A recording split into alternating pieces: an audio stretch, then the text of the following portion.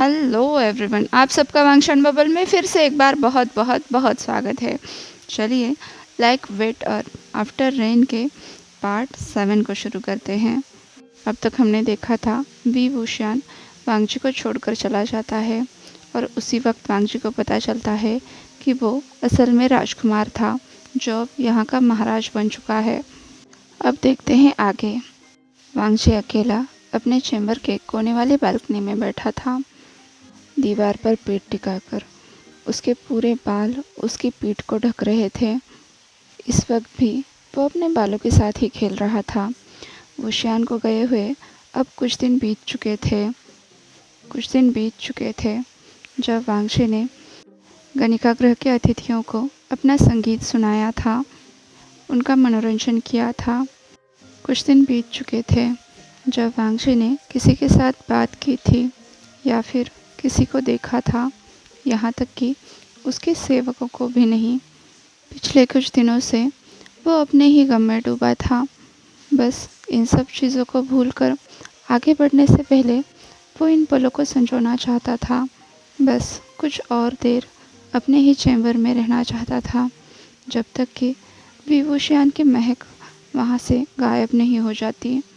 उसने अभी तक अपने गुचिन को भी ठीक नहीं किया था, जैसे कि वो उस टूटे हुए गुचिन को देखकर खुद को तकलीफ़ दे रहा हो, जैसे वो अभी भी ये दिखाना चाहता हो कि वो अभी भी कितना टूटा हुआ है, अभी भी पूरी तरह से विभूषण की यादों में खोया हुआ है। कभी कभार उसे चैम्बर के बाहर से हंसने और बुदबुदाने की आवाज़ें आती थी। कभी वहाँ के रक्षक बातें किया करते थे, ताजपोशी की, महाराज के हरम की, वहाँ पर रखी जाने वाली रानियों की, यही कि महाराज ने किन किन परिवारों की लड़कियों को अपने लिए कॉन्क्यूबाइन चुना है। वो कई सेवकों को वहाँ से गुजरते हुए सुनता था, जो नए महाराज के बारे में बहुत सारी बातें करते थे, महाराज वी के बारे में। हर बार जब भी वांगजी को वुशियान का ख्याल आता, उसके दिल में अजीब सी बेचैनी उठती कि इस वक्त वुशियान क्या कर रहा होगा। उसने बहुत बार ये इमेजिन करने की कोशिश की कि उस पैलेस का प्राइवेट चैम्बर कैसा दिखता होगा। उसने अपने लिए कितनी सारी कॉन्क्यूबाइंस चुनी होंगी। वो ताज पहने हुए, महाराज के कपड़े पहने हुए कैसा दिखता होगा। पर ये सब ख्याल अंत में वांगजी को दर्द और आंसू दे जाते थे। वो जितना वुशियान को भूलने की कोशिश करता, उतना ही वो हर रात रोते हुए गुजारता, यहाँ तक कि वो नींद में भी रोता रहता। अभी भी वांगजी चांद को देख रहा था। फिर से एक बार उसके दिल में वही दर्द उठ रहा था। जैसे जैसे धीरे धीरे सितारे चमक रहे थे, उसे लग रहा था उसका दर्द भी बढ़ता जा रहा है, जैसे वो एक दूसरे से दूर जा रहे थे। उसे बार बार वुशियान की याद सताए जा रही थी। उसका दिल फिर से एक बार धड़क रहा था, जैसे वुशियान की हंसी उसे सुनाई दे रही हो, जैसे वो उसके दिल में हमेशा के लिए बैठ गया है, या फिर उसके कान बज रहे थे। बस उसका दिल ही नहीं, उसका शरीर भी वुशियान के लिए तड़प रहा था। जितना उसे वुशियान की याद आती, उतना वो ज़्यादा गुस्सा हो जाता, क्योंकि वो खुद को छूना नहीं चाहता था, किसी भी हालत में नहीं। उसे बस वुशियान चाहिए था, उसके हाथ, उसकी टंग और उसी का सब कुछ। वांगजी वुशियान के बिना खुद को टच तक नहीं करना चाहता था, बाकी बातें तो बहुत दूर की है। अचानक से वांगजी ने चैम्बर के बाहर बहुत सारी आवाज़ें सुनी, जैसे कोई भगदड़ मची हुई हो। उसने उन सब बातों को अनदेखा किया और फिर से एक बार बुझी आंखों के साथ ढलती शाम और उभरती रात को देखने लगा। पर बाहर का कोलाहल और भी बढ़ता गया। बाहर की आवाज़ें जैसे जैसे बढ़ती गई, वांगजी के चेहरे की शिकन भी बढ़ती गई। उसने उस खिड़की से हटकर अपने रोब्स ठीक किए, फिर चैम्बर के दरवाजे तक गया। जैसे जैसे वो और नज़दीक जाता गया, उसे पता चला कि बाहर कुछ तो अजीब हुआ है। ये आवाज़ें हमेशा की तरह नहीं थी, जैसे शराब में धुत अतिथि चिल्लम चिल्ली करते हैं, बड़बड़ाते रहते हैं या फिर झगड़ते रहते हैं। ये तो ऐसा लग रहा था जैसे उन चैम्बर्स में कोई आ रहा है, जैसे कोई नई गणिका या फिर उस गणिका को लेकर आने वाला जो उसकी तारीफ कर रहा हो। उसके कपड़ों की, गहनों की वांगची को कुछ भी समझ नहीं आ रहा था।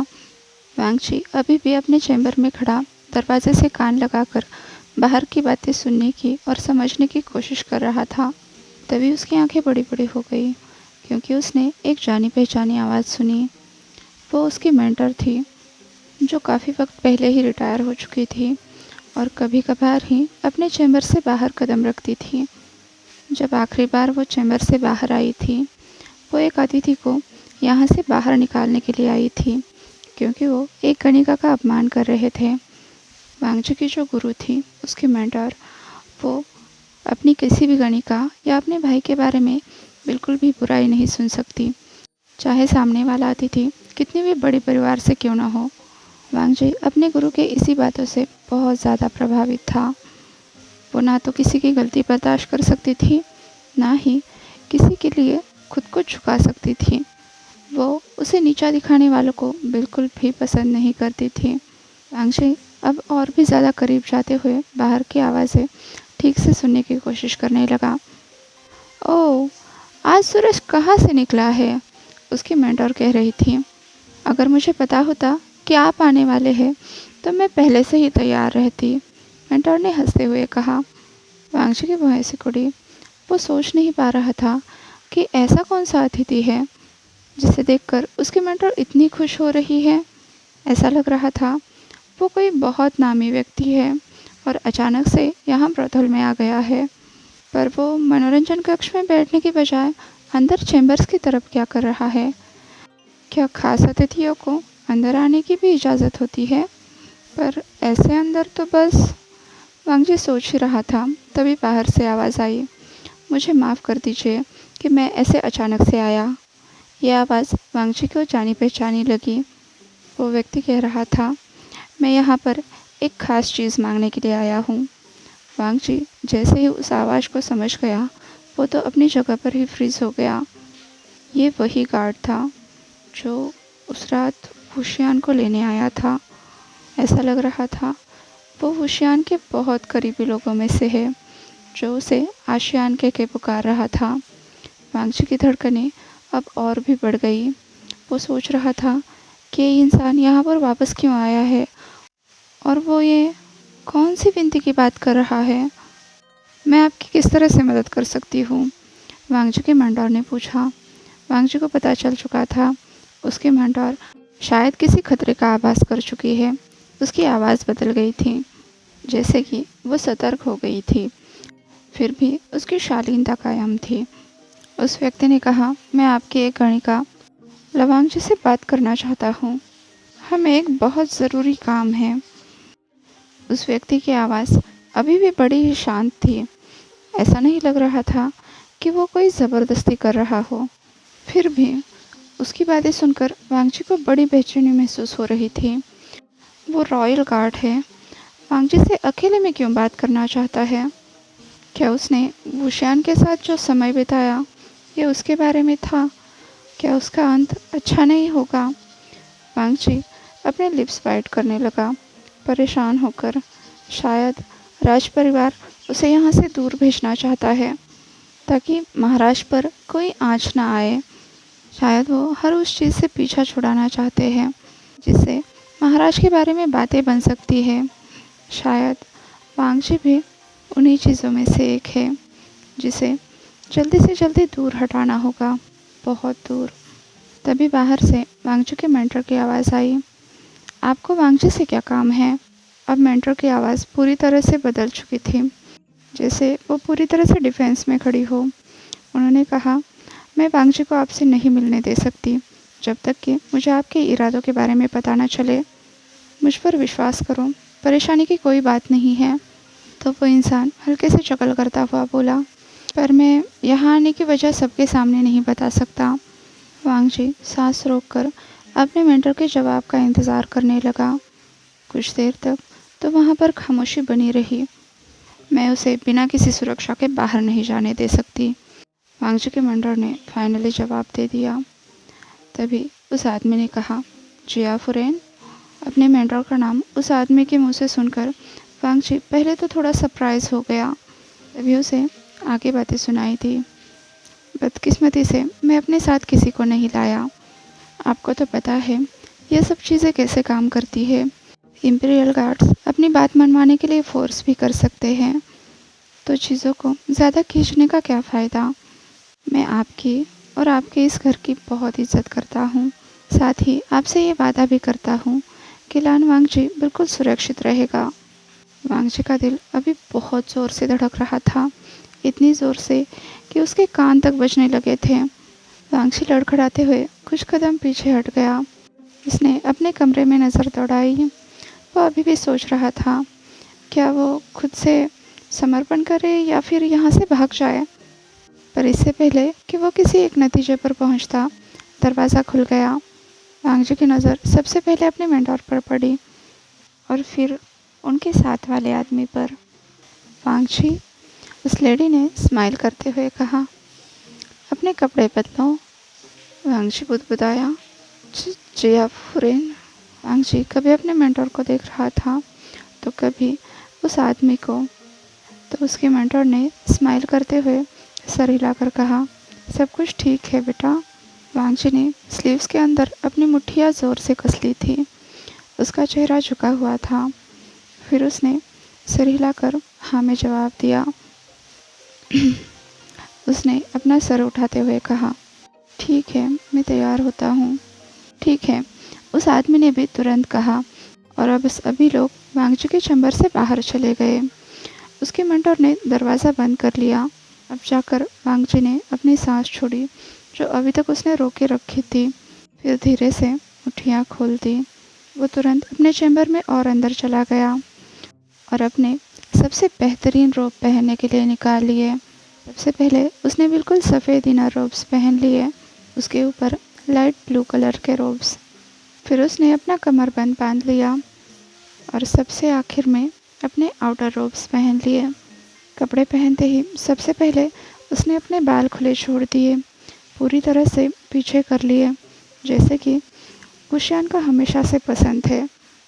वांगजी ने अपना फोरहेड रिबन बांध लिया, साथ ही बालों में एक छोटा सा आभूषण भी पहन लिया ताकि वो चेहरे पर ना गिरे। ये सब करते हुए उसके दिमाग में बस एक ही ख्याल था, गुशियान का। जिस तरह से गुशियान उसके बालों के साथ खेलता था और जिस तरह से उसे वांगजी के बाल पसंद थे, बिल्कुल उसी तरह से वांगजी ने आज अपने बाल बनाए थे। इस ख्याल को उसने तुरंत ही अपने दिल से निकाल दिया और जल्दी से दरवाजे के पास आया। उसने धीरे धीरे दरवाज़ा खोला और उस आदमी की तरफ देखा जो उसे देखकर मुस्कुरा रहा था। चलो चले, उस आदमी ने कहा। कहते हुए वांगजी ने अपने दोनों हाथ सामने जोड़ लिए। उसकी उंगलियां आपस में कसी हुई थी, पर उसकी स्लीव्स उसके हाथों को पूरी तरह से ढक रही थी, जिससे उसकी परेशानी किसी के नज़र में नहीं आए। वांगजी ने एक बार नज़रें तिरछी करके अपने चैम्बर्स की तरफ देखा। शायद वो उन्हें अलविदा कहना चाहता हो, क्योंकि इसके आगे क्या होने वाला था किसी को नहीं पता था। पर वांगजी आगे जो कुछ भी होने वाला था उस बात के लिए पूरी तरह से तैयार था। सीन शिफ्ट होता है। वांगजी ने अब अपने आसपास देखा। अभी भी उसके चेहरे के भाव बिल्कुल भी नहीं बदले थे।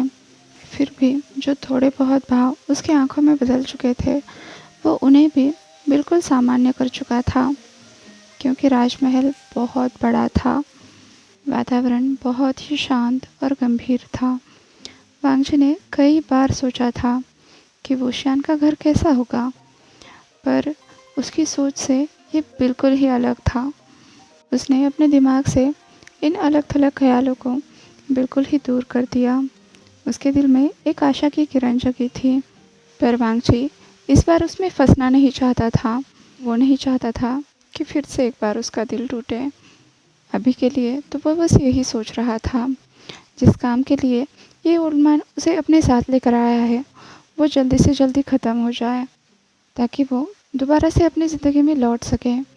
एक पल के लिए तो वांगजी के दिमाग में ये भी ख्याल आया कि वो अब यीलिंग को छोड़कर चला जाएगा, कहीं दूर जाकर बस जाएगा, इन सारी परेशानियों से दूर। तभी वो आदमी एक बड़े से दरवाजे के पास रुक गया। उसने हाथ जोड़कर वांगजी के सामने बो किया और उससे कहा, हम पहुंच गए। यहाँ? वांगजी बोल पड़ा। तो उस आदमी ने कहा, आज से ये आपका चैम्बर है। क्या? वांगजी पलकें झपकाते हुए बोला। उसे कुछ भी समझ नहीं आ रहा था। तो उस आदमी ने कहा, महाराज ने आपके लिए यह व्यवस्था की है ताकि अब से आप हरम की एक कॉन्क्यूबाइन बनकर रह सको। ये पूरा महल अब से आपका है। उस व्यक्ति ने फिर से एक बार झुककर प्रणाम किया और वहाँ से चला गया। वांगजी कुछ देर तक उसी जाते हुए आदमी की तरफ देख रहा था। फिर उसने देखा उस दरवाजे के सामने 2 गार्ड्स भी खड़े हैं। 2-3 बार पलकें झपकाने के बाद वांगजी ने अपने आसपास देखा। उसे समझ नहीं आ रहा था कि अब वो क्या करे। तभी एक दासी ने दरवाज़ा खोला और वांगजी को प्रणाम किया और उसे अंदर चलने की विनती करने लगी ताकि वो पूरा महल वांगजी को घूमकर दिखा सके। अब वांगजी अंदर बढ़ने लगा, यहाँ तक कि दहलीज से टकराकर लड़खड़ाया भी। वो पूरी तरह से कंफ्यूज था, कुछ भी समझ नहीं पा रहा था, बस उस औरत के पीछे पीछे चलते जा रहा था। उस औरत ने सभी कमरे वांगजी को घूमकर दिखाए। फिर वांगजी के सामने आते हुए बोली, अभी के लिए बस इतना ही। अगर तुम्हें किसी चीज़ की ज़रूरत हो तो बेशक मुझे आवाज़ लगा सकते हो। उस औरत ने तुरंत वांगजी को झुककर प्रणाम किया और वहाँ से जाने लगी। तभी वांगजी ने उसे आवाज़ लगाई, रुको। वो औरत जो वांगजी को बेडरूम में छोड़कर बाहर जाने के लिए मुड़ी ही थी, उसने तुरंत वहीं पर रुककर पूछा, हाँ लालगांवसा। कहने के लिए तो वो वांगजी को इज्जत दे रही थी, पर उसके चेहरे पर वो इज्जत बिल्कुल भी नहीं झलक रही थी। तो वांगजी बुदबुदाया, मैं यहाँ पर क्यों हूँ? कौन? क्या? वांगजी को कुछ भी समझ नहीं आ रहा था कि ये सब चल क्या रहा है। तो उस लेडी ने कहा, महाराज चाहते हैं कि आप उनके हरम का हिस्सा हो। फिर वो हल्के से अपना गला साफ करते हुए बोली, अब से आप एक रॉयल कॉन्क्यूबाइन हो। क्या आपको ये बताया नहीं गया? पर मैं। वांगजी गहरी सांस लेते हुए पीछे हटा।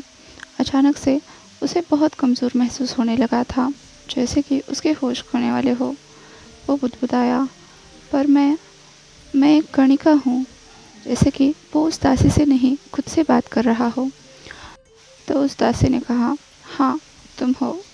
वांगजी के तो मानो होश ही खोने वाले थे। वो लड़खड़ा कर वहीं बेड पर बैठ गया। फिर उसने ऊपर देखा, वो दासी पहले ही जा चुकी थी। वो यहाँ पर बिल्कुल अकेला था। उस दासी के वो आखिरी शब्द उसके दिमाग में बार बार घूम रहे थे।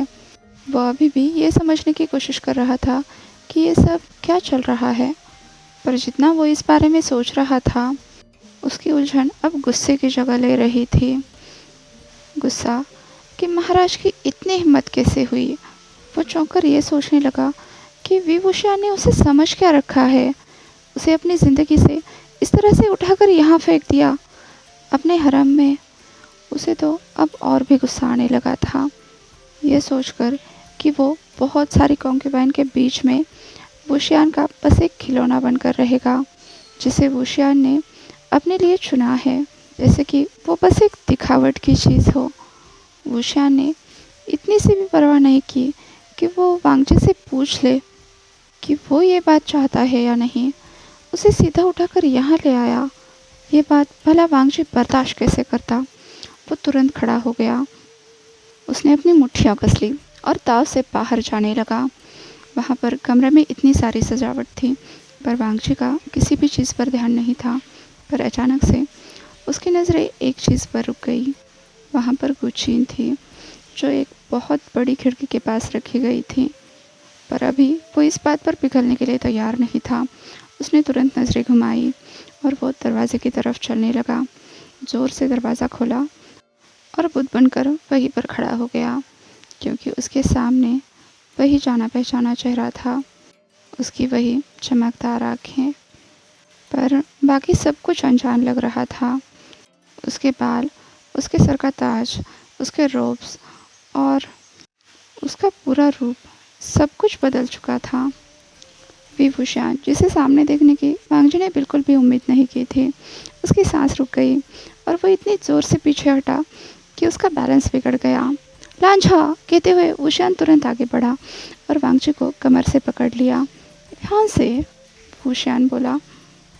वांगची ने गिरने के डर से अपनी आंखें जोर से बंद कर ली थी, पर वो तुरंत समझ गया कि वो गिर नहीं रहा है। उसने तुरंत आंखें खोली और वुशियान की तरफ देखा, जिसकी नज़रों में उसके लिए चिंता थी, और फिर खुद को वुशियान की बाहों में पाया। वांगची का चेहरा तो पूरी तरह से लाल हो गया। वो तुरंत अपने पैरों पर खड़ा हो गया और वुशियान को उसने पीछे धक्का दिया। फिर शर्मिंदा होकर अपने रोब्स और बाल ठीक किए। चलो, कम से कम इतना वक्त गंवाकर उसने अपनी दिल की धड़कन तो काबू कर ली। तुम ठीक तो हो ना? वुशियान वांगची के पास आते हुए बोला। तो वांगची ने तुरंत उसका हाथ हटाया। उसकी नज़रें अभी भी अपने ऊपर ही थी। वो तुरंत वुशियान के सामने दोबारा शर्मिंदा नहीं होना चाहता था। तो वुशियान ने पूछा, क्या हुआ लांझा? वुशियान की आंखों में परेशानी साफ झलक रही थी। उसने कहा, क्या तुम मेरी तरफ नहीं देखोगे? मुझे समझ नहीं आ रहा। मैं अच्छा, तो तुम्हें समझ नहीं आ रहा? अचानक से वांगची बोल पड़ा और वुशियान को घूरने लगा। वांगची की आवाज़ से वुशियान कांप गया, जिसे देखकर वांगची को बहुत अच्छा लगा। और ये क्या पूछ रहे हो कि क्या हुआ? वांगची आगे बोला। क्या? वुशियान ने पूछा, पर वांगची तो अभी अपना पूरा गुस्सा उतारना चाहता था। तुमने मुझसे झूठ बोला, वांगची गुस्से में चिल्लाया। तुमने अपनी असलियत छुपाई। दहलीज लांघते हुए उसने वुशियान की छाती पर उंगली रखी और उसकी हर गलती उसे याद दिलाते हुए वांगची उसे पीछे धकेलने लगा। और फिर तुम चले गए, फिर दोबारा लौट कर भी नहीं आए। पर मैं, वुशियान बोलने की कोशिश कर रहा था, पर वांगची कोई भी बात सुनना नहीं चाहता था। उसने अपनी बात जारी रखी। फिर तुमने बस अपने कुछ नौकरों को मेरे पास भेज दिया, बिना इजाज़त के, बिना कुछ बात बोले मुझे सीधा खींचकर यहाँ लेकर आए। जिस जगह पर मैं अपनी पूरी ज़िंदगी रहा, वहाँ से मुझे उठाया और यहाँ फेंक दिया, तुम्हारी कॉन्क्यूबाइन बनने के लिए। क्यों? वुशियान को पूरी तरह से बाहर धकेलते हुए वांगची चिल्लाया। तो वुशियान ने तुरंत वांगची का हाथ पकड़ लिया, क्योंकि वुशियान ने अपनी सफाई देने की नाकाम कोशिश की, पर वांगची ने तुरंत अपना हाथ पीछे हटाया। फिर चिल्लाने लगा, क्योंकि तुम नहीं चाहते थे मैं किसी को बताऊं कि हमारे महाराज एक साधारण सी कनिका के साथ सो चुके हैं, या फिर तुम इस बात से डर रहे थे कि कोई और मुझे ले जाएगा, मेरे साथ सोएगा, और तुम मुझे बस अपने लिए चाहते थे, ताकि तुम जब चाहो तब मुझे पा सको। हर बात के साथ वांगची की आवाज़ और भी कड़वी होती जा रही थी। वो और भी ज़्यादा चिल्ला रहा था। तुम्हें क्या लगता है मैं बस यहाँ पर बैठा रहूँ और तुम इस कॉन्क्यूबाइन से उस कॉन्क्यूबाइन के पास जाते रहो? नहीं, मैं। वुशियान की आंखें बड़ी हो गई। वो वांगची को रोकना चाहता था, पर वांगची अब बहुत आगे निकल चुका था। वो चिल्लाया, या फिर मुझे तुम्हारा शुक्रिया अदा करना चाहिए कि तुमने इन सब के बीच मुझे भी लाकर रख दिया। वांगची बहुत ज़ोर से चिल्ला रहा था, जैसे कि किसी ने उसकी बहुत बेइज्जती कर दी हो। वो फिर से एक बार बोला, तुमने मुझे समझ क्या रखा है? तुम महाराज होगे तो। आगे वो कुछ बोलता, इससे पहले ही उसकी आंखें बड़ी बड़ी हो गई और वो जोर से चिल्लाया, क्योंकि उसके पैर ज़मीन पर नहीं थे। वुशियान ने उसे वहीं पर उठाकर कंधे पर डाल दिया, गार्ड्स के सामने।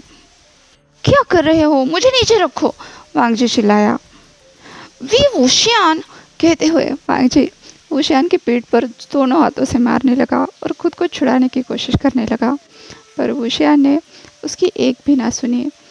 वांगची को चावल की बोरी की तरह कंधे पर डालकर वुशियान ने सीधा दहलीज लांघ ली और वांगची के बेड की तरफ जाने लगा। आज के लिए बस इतना ही। आपसे कल मिलती हूँ, तब तक के लिए अपना ख्याल रखिए। वीडियो पसंद आया हो तो लाइक, शेयर और कमेंट कर दीजिए, और चैनल को सब्सक्राइब करना भी मत भूलिए। यार, ये टाइम कितना जल्दी चला जाता है। ये सीन बहुत बढ़िया है, मैं तो इसे ख़त्म ही नहीं करना चाहती थी, पर देखो 25 मिनट का वीडियो बन चुका है। तो बस अभी के लिए अलविदा कहते हैं और जल्द मिलते हैं। तब तक के लिए वांगशी एंड बबल में खुश रहिए। Thank you.